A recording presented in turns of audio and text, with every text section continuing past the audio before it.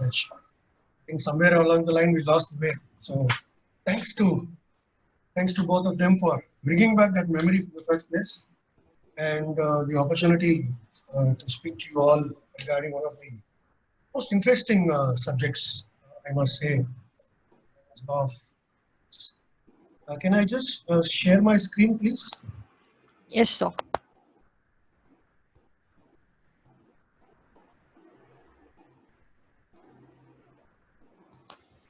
Just a second, sir. Yeah, sure.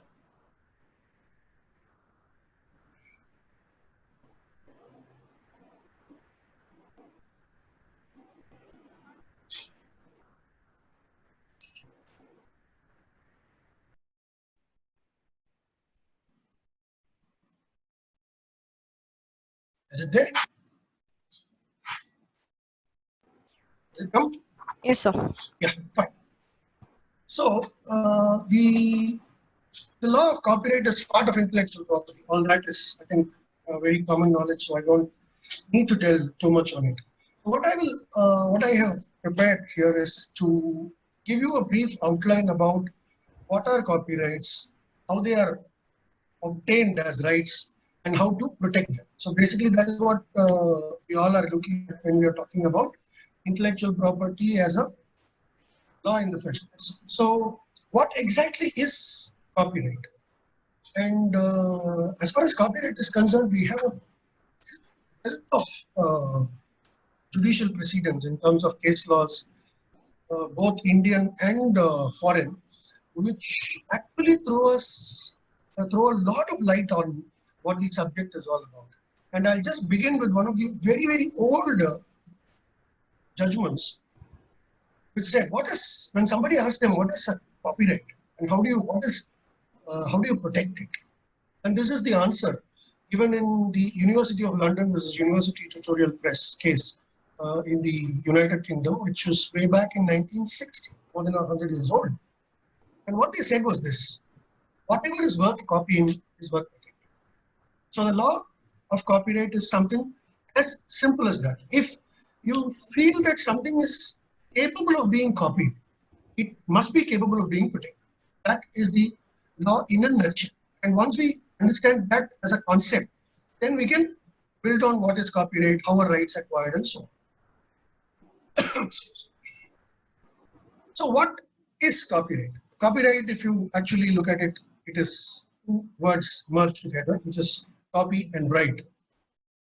Or you can actually jumble it and say right to copy. So who will have the right to copy? The person who is the owner of the work has the right to copy. And what you must also understand while we are talking about copyrights as a subject is that it's a negative right.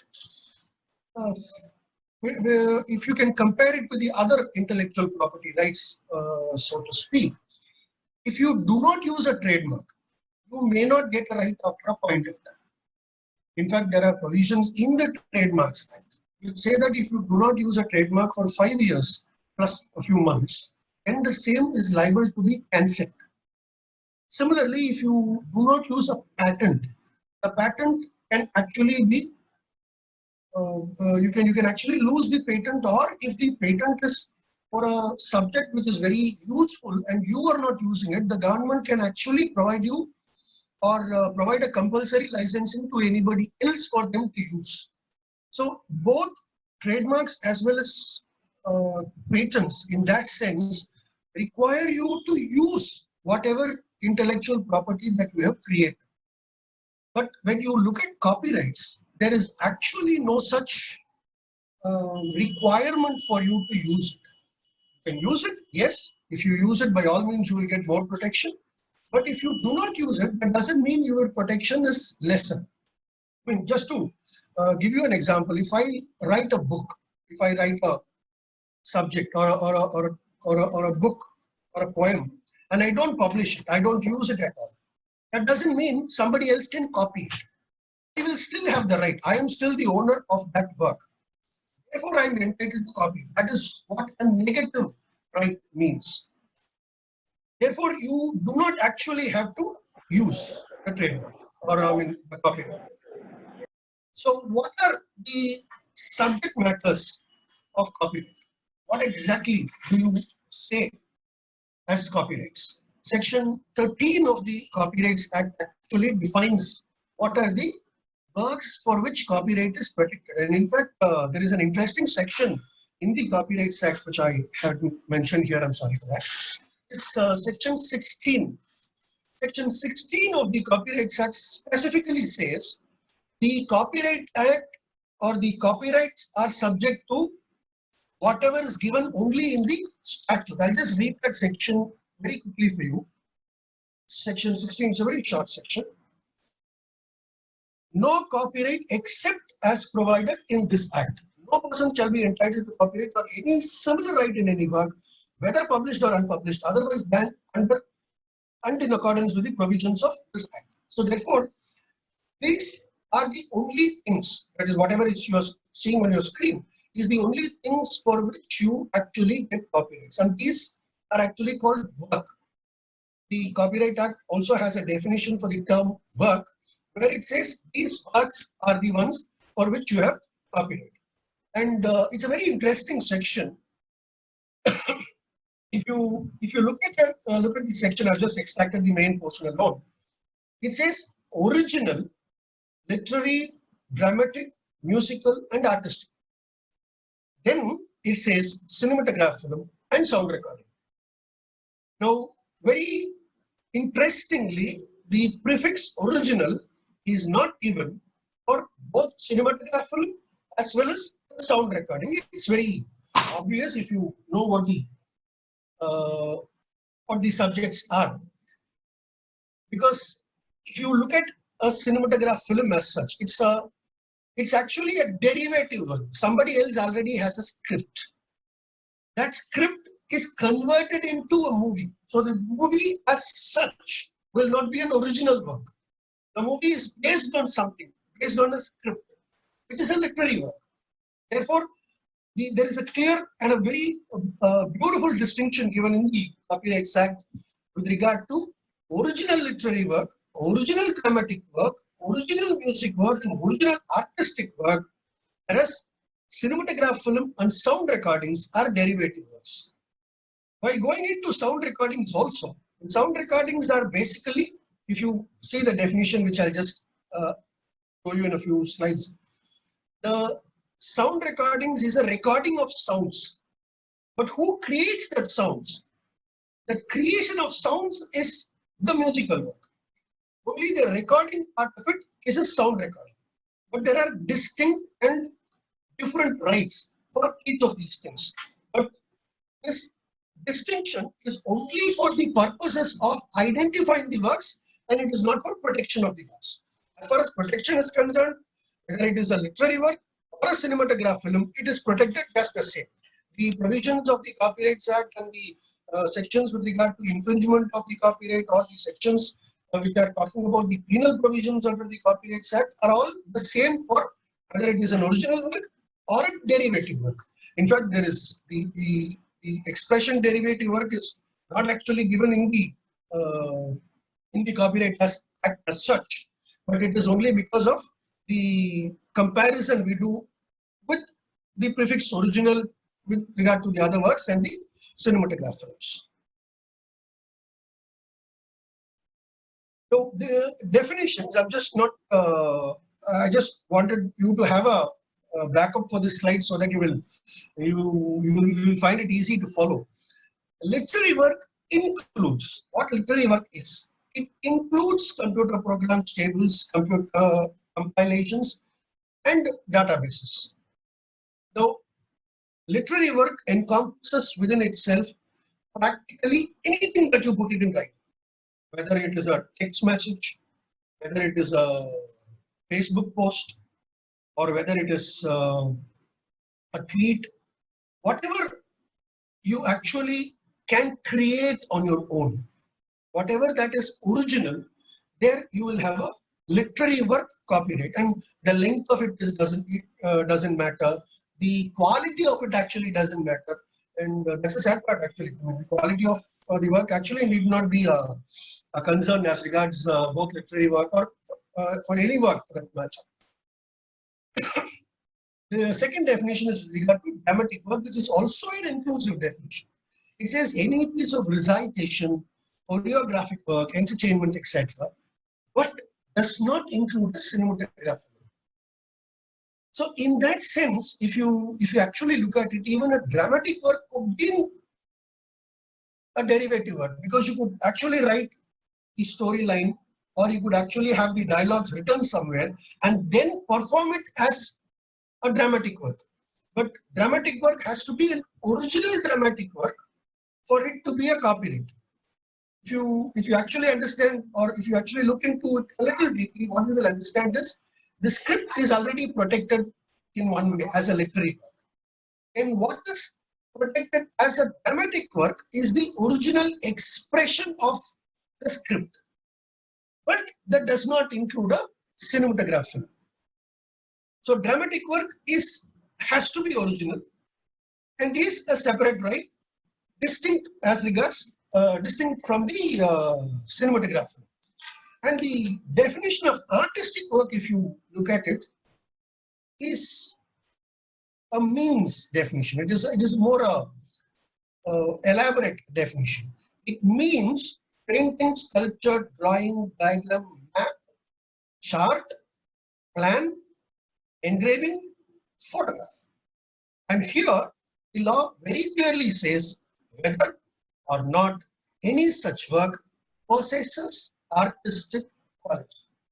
And this is very important because when we talk about artistic work, most of us, or until I read about the Copyright Act, I always thought art means it has to appeal to the masses. But that is not so as regards the artistic work in the copyright law as such. In fact, the example which we can actually give is that in at least our earlier school days, or maybe in the brief college days, we would have seen the greeting cards manufactured by the organization called CRY, Child and Relief Funds. Right? It was a UN-based organization where they will have only in their greeting cards only drawings by children who are not in a great financial or social situation. So even those cards, whether it was artistically beautiful or not, it will still have a value and it will still be an artistic work. In fact, if you actually draw 3-4 lines across, and if it is original, it originates from you in the sense that you have not copied it from somebody else, then it is good enough to be an artistic work. So you don't actually need an artistic quality for it to be an artistic work under the copyright standards. And the most vexed definition, at least in the recent past, is the definition of musical work. And this is again an exhaustive definition. It says musical work means a work consisting of music and includes any graphical notation of such work, but does not include any words or actions intended to be sung, spoken, or performed with the music. So what they actually do is that they clearly demarcate the music alone, the component which you can hear. That alone is music. Anything included in any other form, whether it is in a dramatic work, whether it is in a cinematograph film, whatever, is not musical work. You actually see on screen, what you actually see, in fact, is not musical work. What you hear is musical work. And that is a very crucial distinction when you need to understand the definitions between musical work on the one hand and sound recording on the other. And sound recording, I'll just skip cinematograph film for a while and just go into sound recording. Sound recording means a recording of sounds from which sounds may be produced, regardless of the medium on which such recording is made or the method by which sounds are produced. So if somebody is recording something, then he will have a separate copyright irrespective of what he is recording. There can be a music. There can be a music for which the owner or the author could be somebody else. But if I, with permission, if I have a permission to record certain things, that recording, I'm the author of it and I have a specific copyright over it, which cannot be claimed by any person, including the person who created the original work. Please understand that distinction, which is very interesting and based on which many cases have been decided. What actually is a sound recording is that a sound recording is a mere right by you get after recording a sound, irrespective.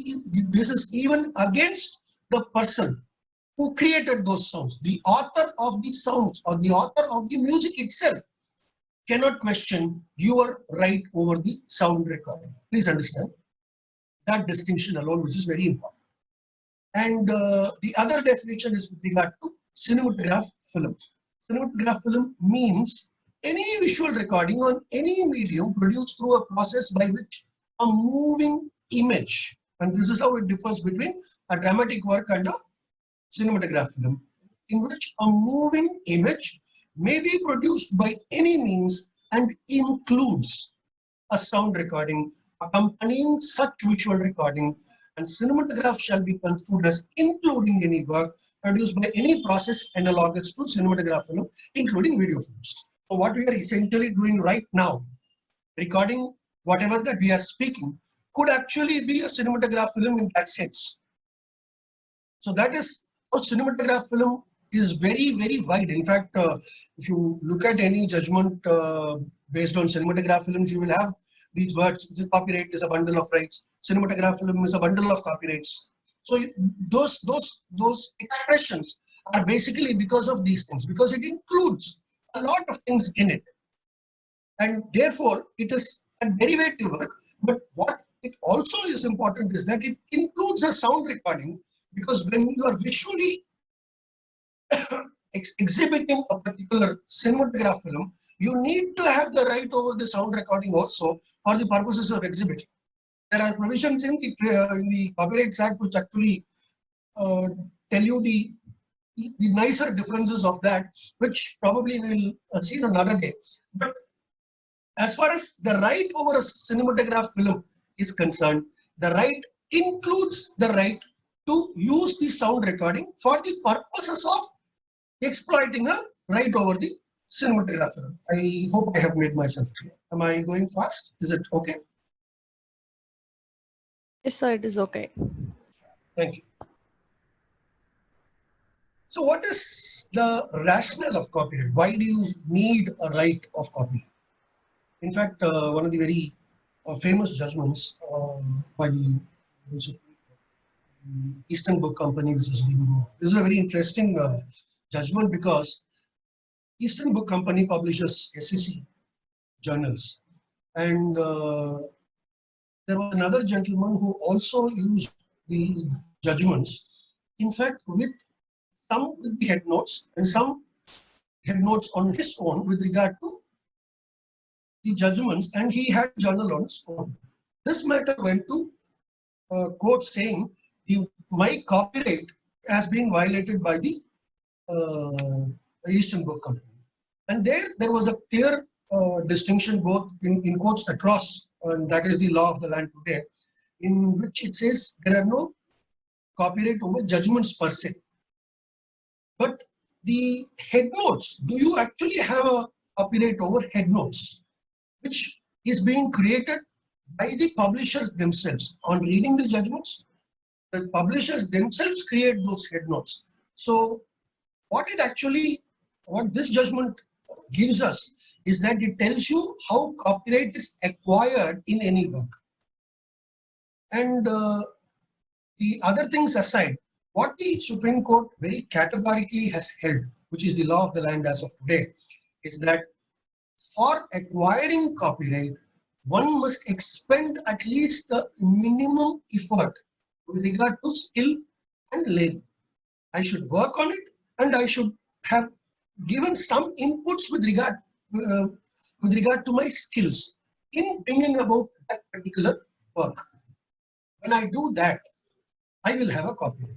And even if it is a head note, which is actually derived from the judgment as a whole, for which we do not have a copyright, but still the head note as a separate work will have copyright is what the Supreme Court says in this particular judgment.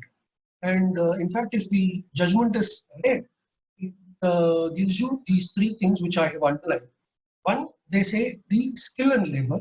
The other is with regard to originality. And the question of originality needs to be compared between originality as in Copyrights Act and originality as in the Patents Act. The originality under the Copyrights Act very simply means I should not have copied it from somebody else. In fact, originality means originated from the author, nothing more. If I have created something without copying it from another, that is originality.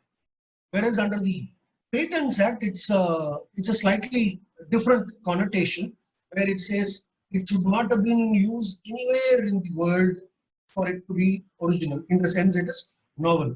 So originality in the Copyrights Act is merely originated from the author. So if it originates from me, in the sense that I have not copied it from anybody else, that is a good enough reason for the law to give me a right over whatever I have created out of my skill and labor. So these are the two things that are essentially the law that the copyright, the right that the law gives you. And the object of the act is to protect the author from unlawful reproduction or exploitation of his work by others.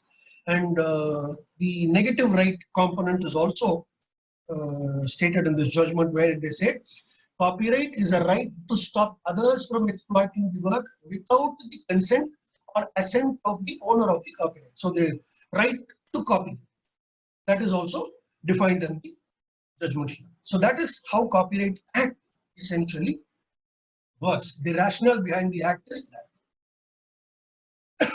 Now, there have been hundreds of judgments on this particular aspect also. Whether copyright exists in an idea or not. And what is an idea and what is a form? The law very clearly says that there is no copyright in an idea. The law also says that what is protected by copyright is only the form in which such idea is expressed. In that sense, the protection that is given under the Copyrights Act for any of the works which we just saw under section 13 is only the expression of ideas. If I express an idea in a literary work, if I express an idea in a dramatic work or a musical work or a cinematograph film, that alone is the work of copyright, not the idea underlying that.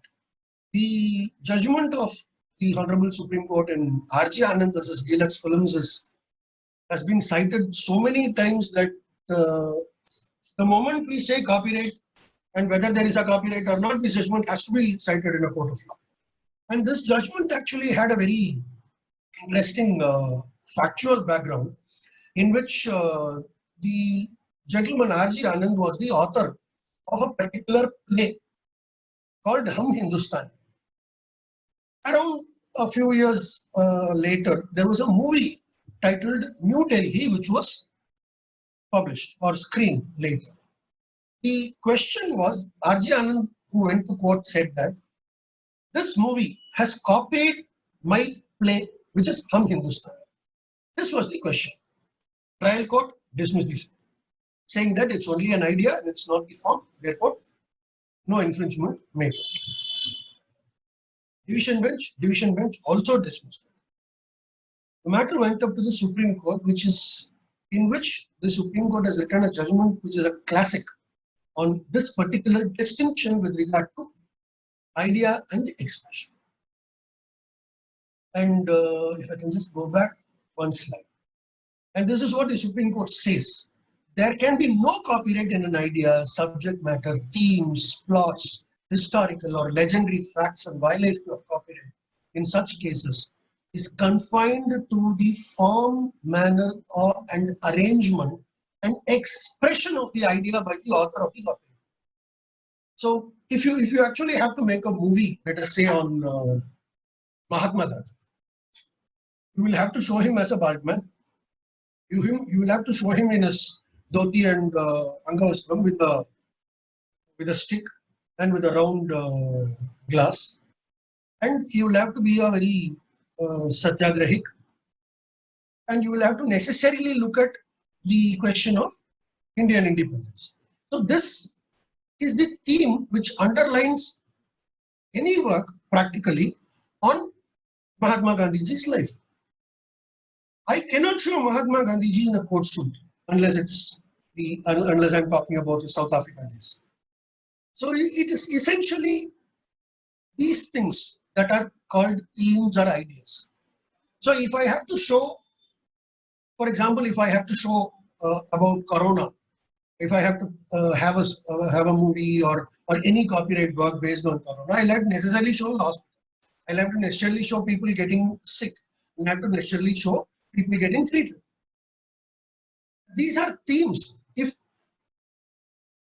If somebody else also has the same work, and I cannot complain there, saying that he has also showing a hospital just like I did. He is also showing patients. So that is not subject of copyright. So copyright essentially is the expression in different forms. Are the expressions different? So the comparison is not between theme versus theme, but it is between expression of a theme versus expression of a theme. And that is where the problem in a slighter sense comes. Because if you take the same theme, how much of the expression is natural and how much of it could be copied? And how do you understand this difference? And where do you draw the line? How much of it can be taken from a common theme and how much of it can be expressed in my own work? And that is also something that the Supreme Court deals with in this particular case itself, where they say, if the same idea is developed in a different manner, it's manifest that the source being common, similarities are bound to occur. If the defendant's work is nothing but a literal imitation of the copyrighted work, with some variations here and there, it would amount to a violation of copyright.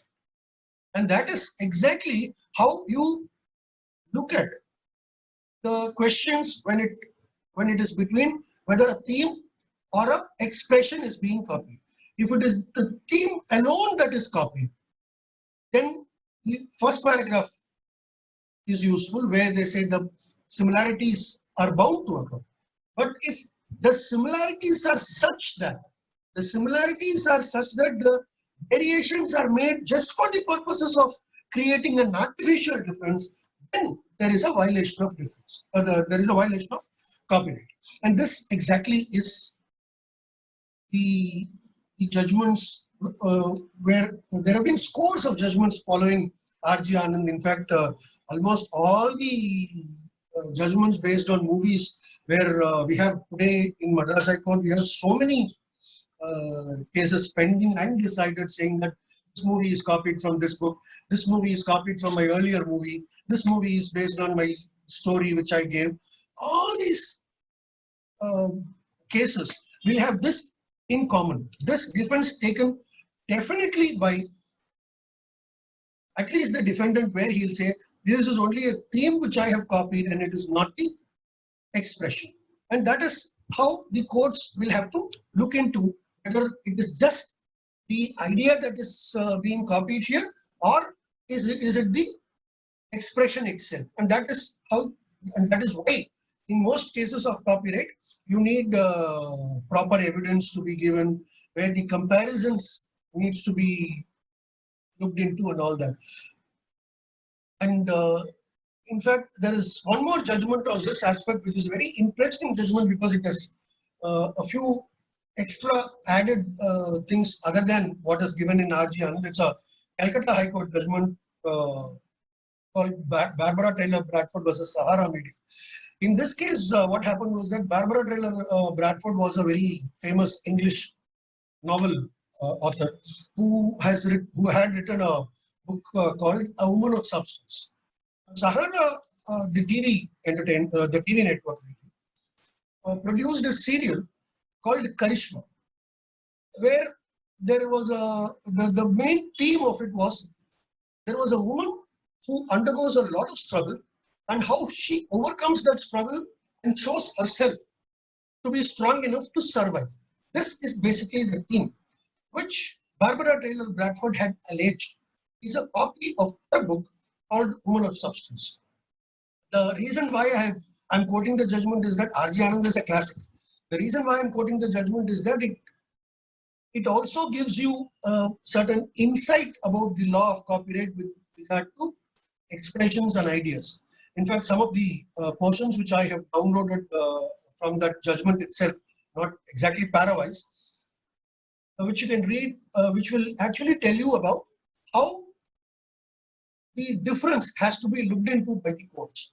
And why should there cannot be a bar on expression, or why there should be a bar on ideas being copied. In fact, why ideas should not be copyright is explained beautifully in this judgment, where it says the first is that the law must protect the originality of the artistic work, thereby allowing artists to work. The second policy is that the protection must not become an overprotection, thus curbing future artistic activity. Suppose a theme is copied, what happens is that nobody can express anything in that theme. Suppose I write a book on prohibition. Now that would be the end of it. Nobody can write about prohibition at all. Definitely not as a book. By extension of the copyright law, there cannot be any other work. There cannot be an artistic work. There cannot be a musical work. There cannot be a sound recording. There cannot be a film. Now the consequences are dangerous, and that is why ideas as such should not be protected. And this judgment, in fact, elaborates on that aspect, taking a cue from R.G. Anand and elaborates it a little more, giving some more examples also. Now, while we are on this, there is one judgment which I have not mentioned here. The reason being it was not reported at all. I honestly don't understand why it was never reported. In fact, when I was preparing for this, I thought we should probably apply for a certified copy from the High Court, because it's a court of record, and probably have it published somewhere. Maybe we can take the help of MLJ or CTC to do that. The judgment is the accusation against Nani Palkiwala of infringement of copyright. Now, this was by no less man. The plaintiff in that case was one Mr. A. Sampath Iyengar, who was a leading practitioner of tax laws and an author of a book called Law of Income Tax. Around that time, Kanga and Palkiwala came up with a textbook on income tax.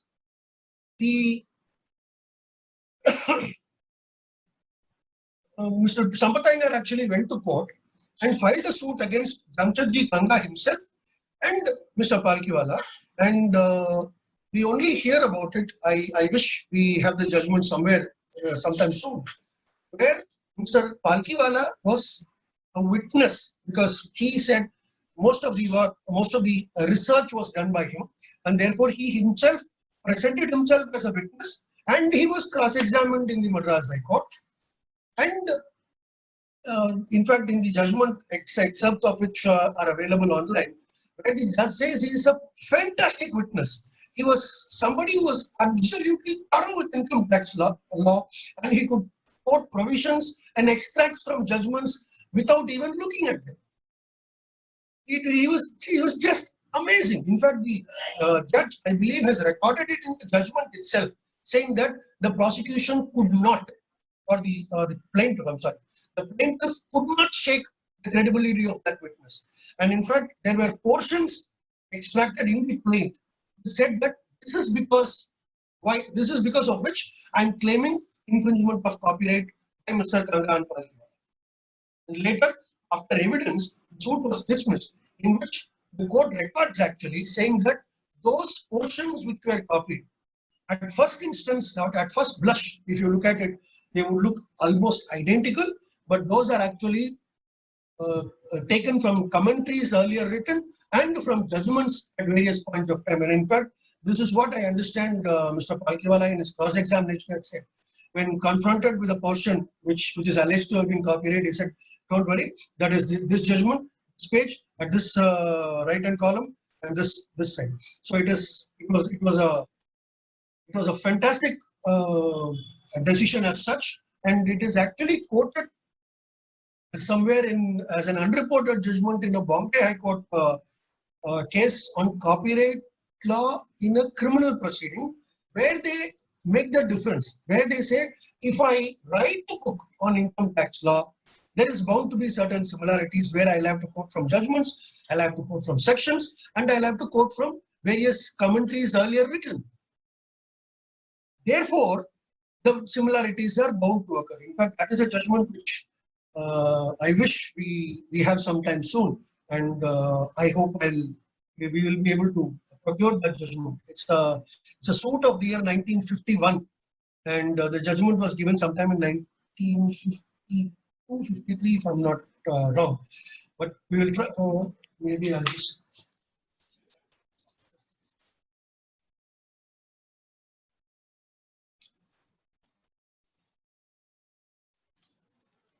In fact, almost all the books refer to it as an unreported judgment also. The judgment is 26th April 1952. So we will try to get that judgment and maybe hopefully also publish it somewhere. So moving on to the other aspect of copyright law. And the question when it comes with regard to registration of the work. Now, in the intellectual property bundle, you have two types of works. Works for which registration as such is not necessary, and the second set of works where registration is mandated, like patents.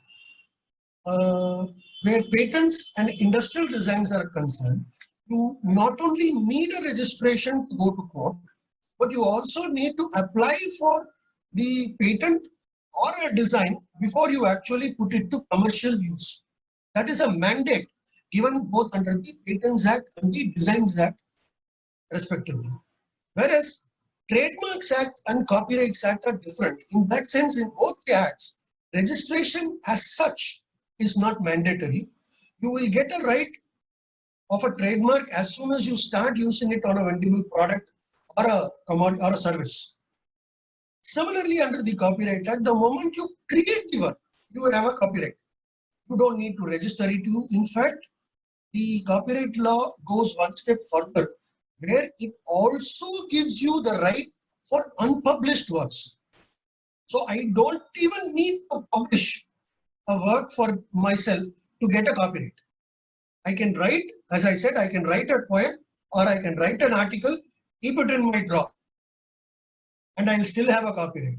And if somebody else copies this, somebody else who has access to it and copied it, I will still be able to take action against them for infringement, even without using it. That is why it's again the question of negative right comes in. So I don't need to use it. In fact, Copyright Act gives you the right even in an unpublished work. So if that is the case, then registration is naturally not mandatory.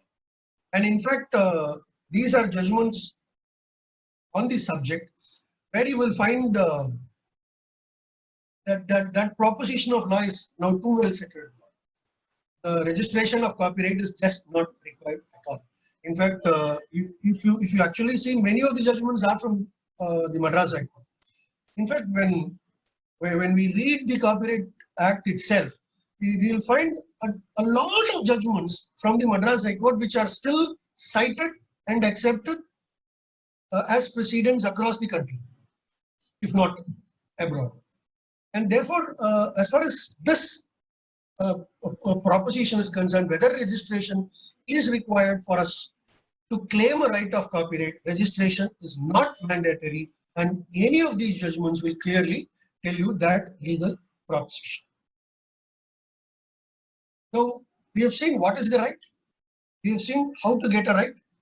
I produce or I create the work, I will have a right. The next and the last question only is how the rights are protected. When the rights are protected, where the rights are protected. That is all that requires to be seen. The protection of copyright is under section 51 with regard to civil remedies and section 63 downwards from the for the criminal remedies. The civil remedy is a rather elaborate definition which is also used to an extent in the criminal penal provisions of the Copyrights Act, in as much as section 51 defines what is an infringement.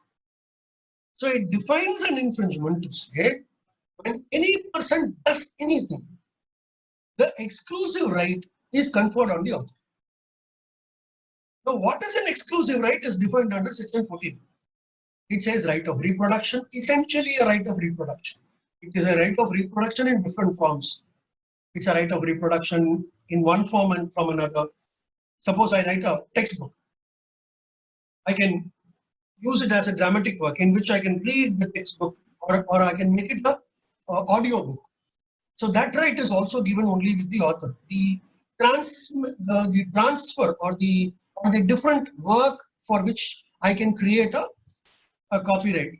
All that vests with the work, and that is why if you see when movies are based on certain textbooks, they get the permission from the from novels basically. They get the permission from the author of the novels. That is because of the exclusive rights given under the section 14 of the Copyrights. So that is how you get the exclusive right, which are basically reproduction in various forms, various different forms. What is very crucial in this section, in section 51, which we need to see is on whom does these rights confer on? The definition very clearly says conferred upon the owner of the copyright.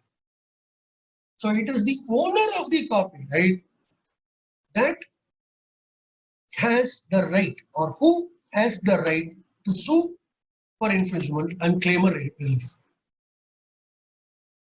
What is also clear is that there is somebody else other than the owner, which is not from this section but from the rest of the Copyrights Act. You will appreciate that, which I will take you to the next slide, but just see this provision. Practically anything you do, because the definition is as wide as possible, anything the exclusive right to do which is conferred on the owner of the copyright is subject matter of infringement.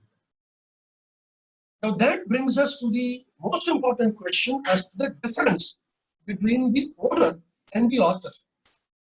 Now this is very peculiar in the intellectual property laws with regard to the distinction between two people. In a trademark, there can be only one person who owns the trademark. He could be a trader, he could be a manufacturer, or he could be a retailer. No difficulty at all. Anybody who trades with goods can have a trademark. So there can be only one owner of a trademark. There is no author, really. There need not be an author, technically speaking. In a patent, there can be one or more inventors. They are classified as one single entity as such, an inventor. Whereas the Copyright Act creates a fiction in certain works where there is a distinction between the author and the owner. Now, who is an author is defined under the Copyrights Act under section 2D. We saw the list of works under section 13, original literary work, original dramatic work, original artistic work, and original musical work. Who are the authors for all these? Who are the authors for sound recording? Who is the author for a cinematographer? All this is given in section 2D. I just didn't want to crowd the slides, so I just gave you the section. Section 2D says author with respect to so and so is. Author with respect to so and so is. So 2D gives you the definition of an author. Then we come to section 17, where the section begins with saying, subject to the provisions of this act, the author shall be the first owner of the copyright. So irrespective of which work it is, the author shall be the first owner of the copyright. But it's with a non-obstante clause, where it begins with saying subject to the provisions of the act, and it gives you certain provisions. In fact, the section itself contains 3 provisos, where it tells you in which case who will become the author or who will become the owner with regard to certain works. Section 17 very categorically makes a distinction between the author and the owner, in so much where the provision very categorically says, provided that in case of literary work for a certain aspects, for example, in newspapers, if I work for a newspaper and I create a work, in the course of my employment, it belongs to the employer. So the distinction is that where, in spite of my being the author, he will be the owner without there being any need for transfer or the assignments. That is the legal fiction that the Copyright Act creates under section 17, which is a very, very important section with regard to who is the person who is entitled to take action against infringement of copyright. Therefore, section 17, the provisions aside, where we can go through that as a section, the provisions very clearly say if it is a work for service, if it is on an employment, if it is a contract, then if I engaged someone to create the work, no doubt he will be the author, but I will become the first owner because of this provision. If I contract, for example, if I contract somebody to build a house for myself, and he builds a house, there is a piece of architecture where he actually has given me. Because I pay him, because I give him a contract, because I give him in the course of his employment, he is creating it for me, I become the owner. And this is the situation where the directors or musical musicians and composers of musical works naturally give their rights to the producer of the movie when it is subsumed into the movie. The producer of the movie engages these people on a contract, gets work from them. No doubt they are the individual authors of each of the works that they have created, maybe a literary work, maybe a music work, maybe an artistic work, but all of them will by default, by this particular section 17, belong to the producer of the sound cinematograph film as such. And that is why he will be the first owner of the copyright by virtue of this particular proviso. And because he is the first owner of the copyright, he alone is entitled to sue for infringement in cases falling under that proviso. If it is not falling under that proviso, then the author is the owner of the copyright and the author is entitled to sue anybody who infringes his work. So the distinction with regard to author and the owner will have to be read by reading these 2 sections together, section 2D and section 17, and decided. And irrespective of this fact, and section 17 is not a standalone provision because it also says subject to other provisions of the act, which includes the rights given to the author with regard to moral rights.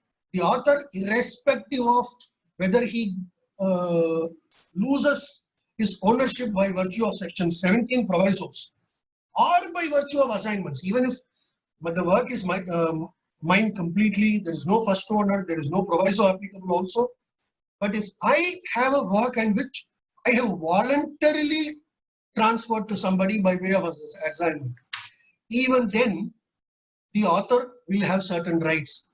And in fact, these rights are called paternity rights. These are called author's paternity rights and moral rights. Just because I have sold the work to someone else, I cannot call it, or the person who has bought cannot call it his own work. He is the author. I will always be the author, irrespective of how many transfers that the work takes place, and irrespective of how many assignments or how many owners come. I will still be the author, and I will only be the author for the work. And nobody else can claim to be an author. That is why it is called the right of paternity. Plus, there are some other rights. Rights of mutilation is not permitted as a special right given to the author. In fact, there's one very interesting judgment which we will just see a little while later. So the difference between author and owner is very peculiar because of Section 17 of the Copyrights Act in the intellectual property laws. Now, before we see what is an infringement or how courts have decided infringements, we'll need to see what are the defenses to infringement. Section 52 is probably the longest section in the Copyrights Act. And Section 52 lists out a huge things because the definition is kept very simple. The definition of what is infringement is kept very simple. The exclusive right to do anything vested with the author, and whatever you do which is against the exclusive right is an infringement, because it's a very, very huge and a wide definition. But just to limit that wide definition, a very long list of defenses are given under Section 52.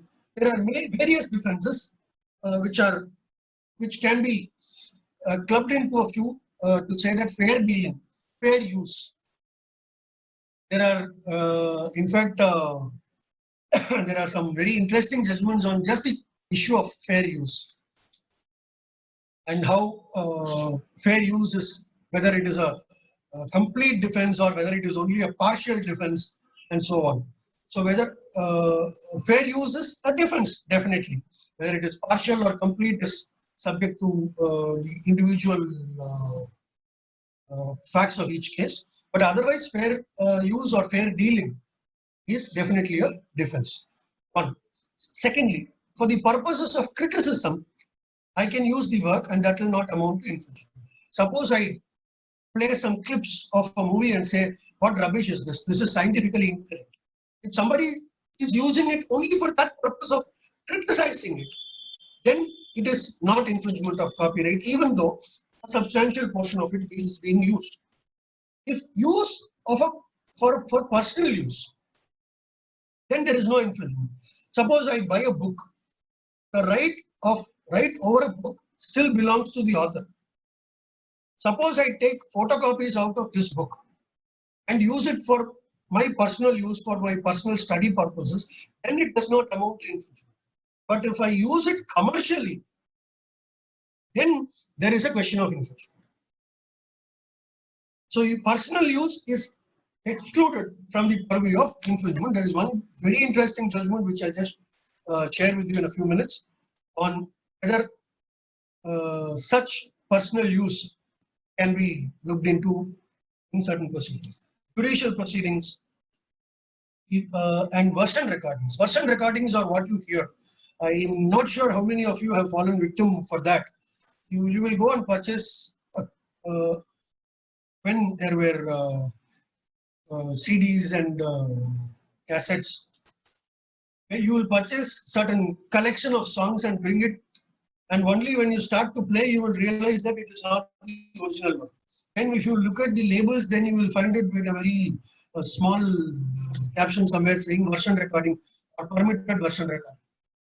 Version recording is nothing but intimating the original owners that I am going to make a copy of it by engaging my own persons, my own orchestra, and creating the very same song that belongs to you.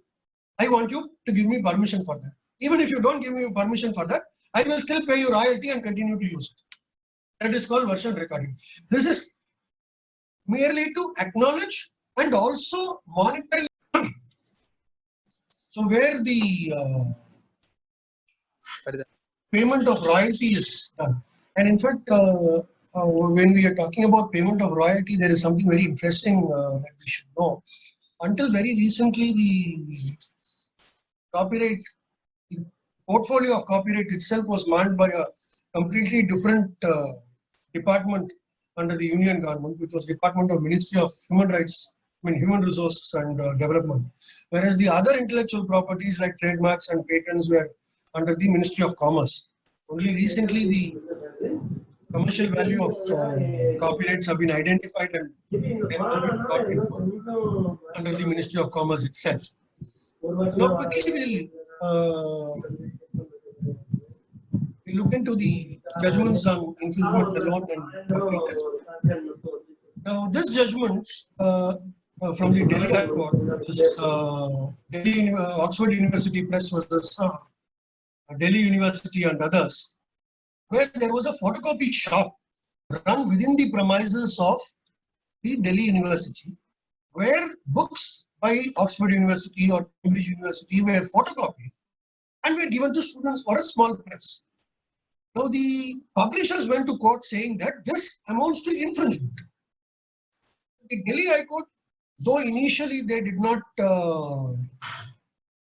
participate much in the proceeding, later came to the court and said, no, this is permissible because you have given us the right and therefore it amounts to fair use because I am using it for my personal use as Delhi University. I am using it for my personal use for the benefit of my students. There were some very interesting distinctions with regard to whether personal use amounts to preparing for personal use and so on. But ultimately the courts took the view that this includes the doctrine of fair use under section 52(1)(h).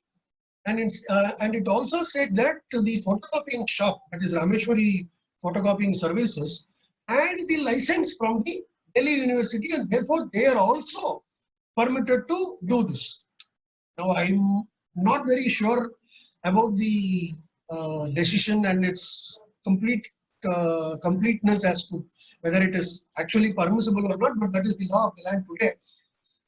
In as much as the publishers later withdrew the suit also because they said, in fact the press release from Oxford University Press said that they don't want to fight with their stakeholders when they meant Delhi University, which is probably where their books are being supplied.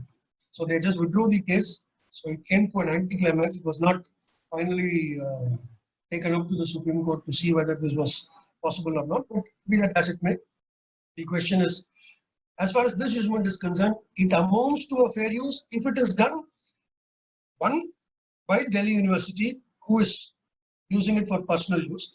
Secondly, the photocopying service as such had a license from them. So if the photocopying services did not have a license from the Delhi University, it would have amounted to infringement.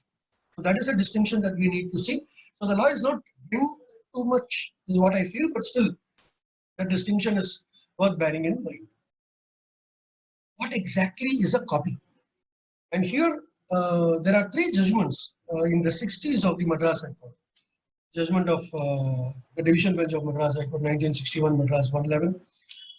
Just 3 pages of judgment. In fact, there is another copyright judgment in the same journal, AR 1961, Madras 114. This judgment is probably one of the most beautifully written judgments. And if you read that judgment, I don't think you would actually need to read any further judgment on what copyright law is all about and at least what infringement is about. And this is really the issue. A copy is that which comes so near to the original as to suggest that the original, original to the mind of every person seeing it. So it is essentially the question of comparison, and the comparison must be by a judge. If the judge looks into the copyright work and later looks into the infringing work, and if he feels this reminds him of that or this resembles the earlier one, then a case of infringement is made out. Short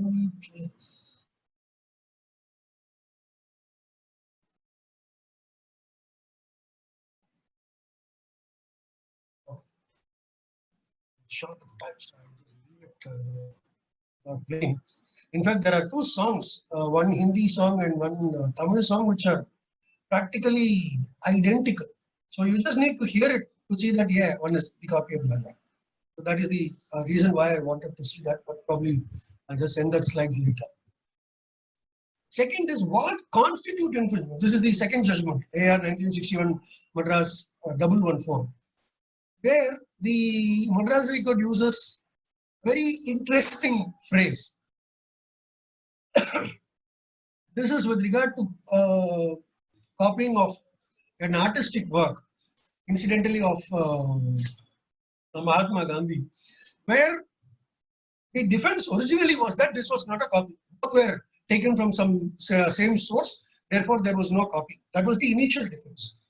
Later, when that defense was overruled, in the decision bench, the defendant's counsel also started to argue that please see the differences. The differences are so wide, are so stark in nature that it is not an infringement at all. And he pointed out saying this is like this in the plaintiff's work, whereas this is like this in my work. And he even went on to add, saying that in fact, if I had copied, I would have copied it better. I have not copied it, and therefore my work is very poor. To answer that, the division bench quotes this or creates this phrase. They say a bad copy does not cease to be a copy. What is the question? Whether you have copied or not? If you have copied, that you have not copied properly is no difference. Very interesting phrase. The other judgment is one under AR 1967 Madras, which is called Daily Calendar Services Bureau versus Daily Calendar Bureau versus something else. I forget the defendant's name there. Very interesting judgment. These three judgments, 1961 Madras and 1967 Madras, are classic judgments on copyright, very often cited. And these are the two judgments which we saw in the beginning itself with regard to copyrights and judgments, where it says the minimum modicum of creativity. That is the words used in the judgment of the Supreme Court, where it says there is a minimum modicum of creativity. If I have put in even a minimum amount of skill and labor, other phrase that they use is sweat of the brow. If I have given enough skill and labor in creating something, I will be protected of it. So again, going back to the first slide, what is worth copying is worth protecting. So the other rights involved in the Copyrights Act, for the sake of completion of the thing, is that you can actually sue the defendant if he threatens you with a legal proceeding. Suppose somebody sends you a notice saying that I have a right over this copyright and you are infringing. Whereas the fact is the otherwise, that you have a right and he is merely threatening you without actually having a ground. That is why it is called groundless threat. He is threatening you without a ground. Therefore, you can actually go to court, seek a declaration from the court saying that the threat is groundless and you in fact are not infringing whatever that he is claiming as a copyright. That is a very unique right given both under the Trademarks Act as well as under the Copyrights Act. In fact, it is section 60 of the Copyrights Act. I'm sorry, I have not given the section here. It is section 660 of the Copyrights Act. And what is another thing unique in the Copyrights Act and Trademark Act is that it's a departure from the CPC, where the CPC generally says the place of suing must be where the defendant resides or carries on business. Section 15, 16 and 20. Whereas under the Copyrights Act, it is where the plaintiff resides. You can use that as a place of jurisdiction to sue an infringer. In fact, the logic has been explained in many judgments where they say, in cases of an infringement, the infringer must be made to run from pillar to post and not the person whose work is infringed. Therefore, they say that it is a departure from the CPC and it has been conclusively agreed as a state of the position of law. And in fact, that is part of the sections also. Section 62 and 134 are very clear in that aspect of. I've given some very interesting judgments with regard to what are the interesting cases that have happened over copyright law. I'll just skip the first portion for the time being. There is one judgment of the Madras High Court where Sulamangalam sisters were involved. The moment we say Sulamangalam sisters, we think of Kanda Sixtikas. There was somebody who copied the entire tune, the entire song, the entire thing, and created his own recording of that. So Sulamangalam sisters went to court and said that infringement, because what they said was, we put the lyric which was created by a ascetic, a sadhu, a person who has denounced everything, we actually put it in the form of a musical composition, and therefore we have a right over that composition or that composition to have an infringement claim against the defendant. In which a very interesting defense was taken in the Madras High Court, where they say this is only a derivative work. The composition itself is a derivative work which could not have come about but for the original literary work, which is this poem. And the poem being one which belongs to a sadhu or an ascetic who is supposed to have denounced everything, the denunciation includes the right over the use of these songs. Was a defense taken. Very interesting and a very novel defense taken, but that was overruled by the High Court to say that no, that is not the case. It is the question whether you have copied the tunes and whether they have a right which they have obtained from the ascetic, which they had. They were able to produce the rights which were assigned to them from the original songwriter, if you could call him that, and therefore the suit was decreed. That's one very interesting judgment.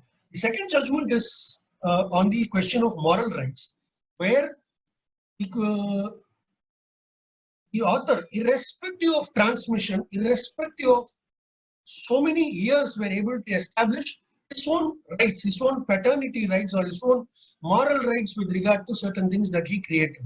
In fact, the author was the creator of a huge mural, a painting which was commissioned to him by the Union of India. In fact, it is written in the judgment that the then Prime Minister of India, Jawaharlal Nehru himself, requested him to create it.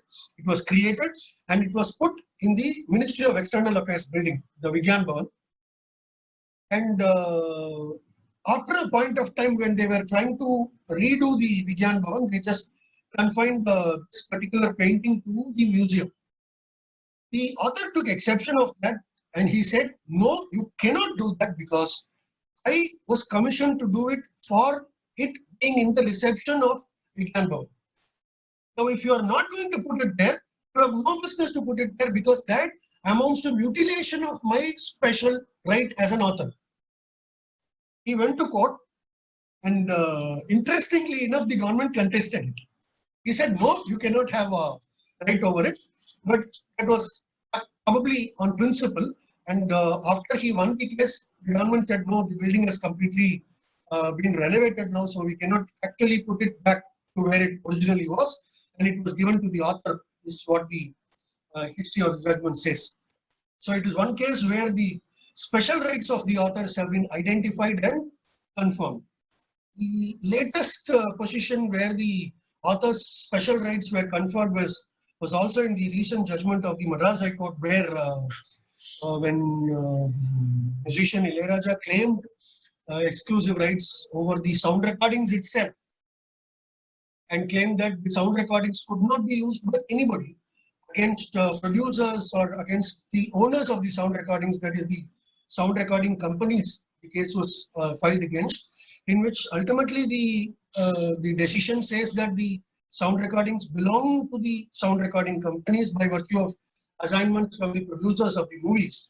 But they protect, the judgment protects the right of the composer, where the judgment of Justice Anita Smoot very categorically says this entitles to him to claim authorship of the work, take all measures necessary to preserve the integrity and purity of the work, honor and reputation, and exploit such musical works in any manner as he desires. This judgment in that sense protects the author's special rights also. So there are very few judgments where authors' special rights are dealt with. So these are two decisions, one earlier and one latest. The criminal proceedings, I'm not going through it. I'm just get it so that it will complete the part of it. We now have the commercial division in the Madras High Court, where all the copyright cases go into the commercial division. And there are some judgments which I have quoted there for the purposes of jurisdiction and injunctions with regard to infringement of copyright. And we have this particular type of cases called John Doe cases, which are filed in huge numbers in the Madras High Court, where you can even file a case of infringement against persons unknown. You don't know, because especially with the internet coming, we just don't know who is infringing. I don't know. It just crops up from some site today and some site another from another site another day. So I don't know who is infringing. So I can actually name, or I can file a suit against an unknown person.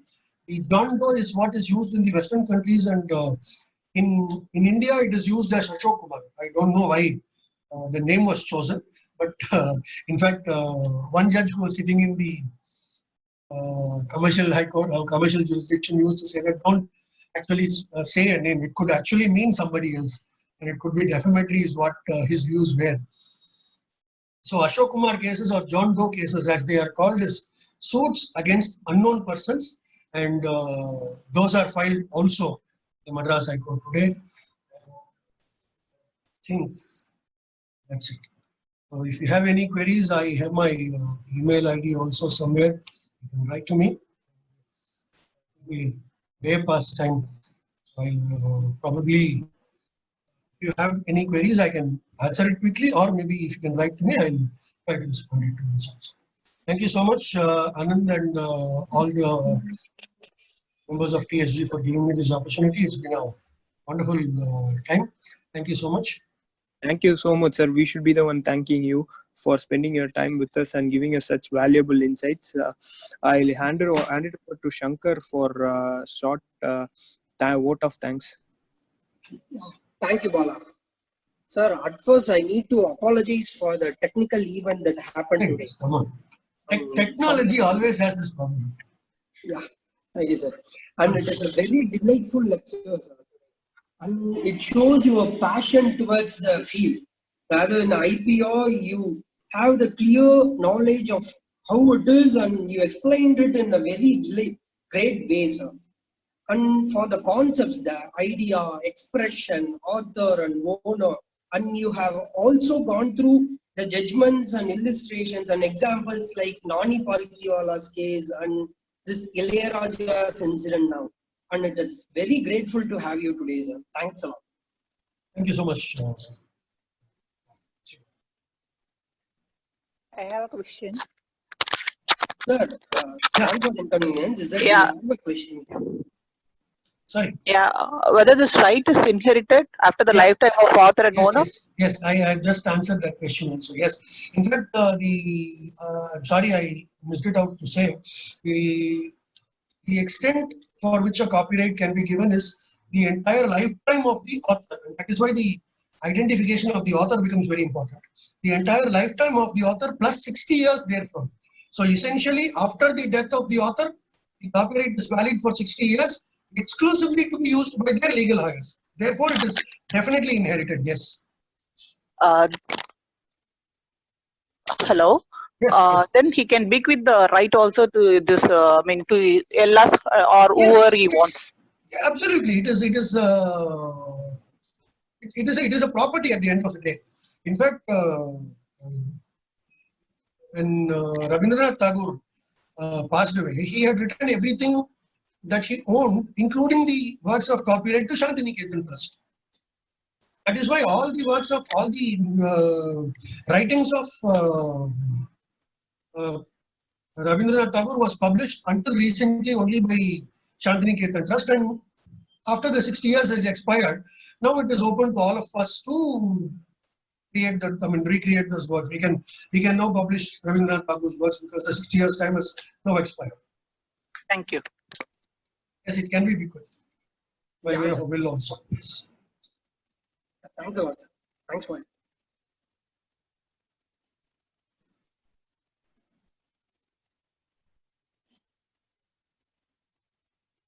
Yes.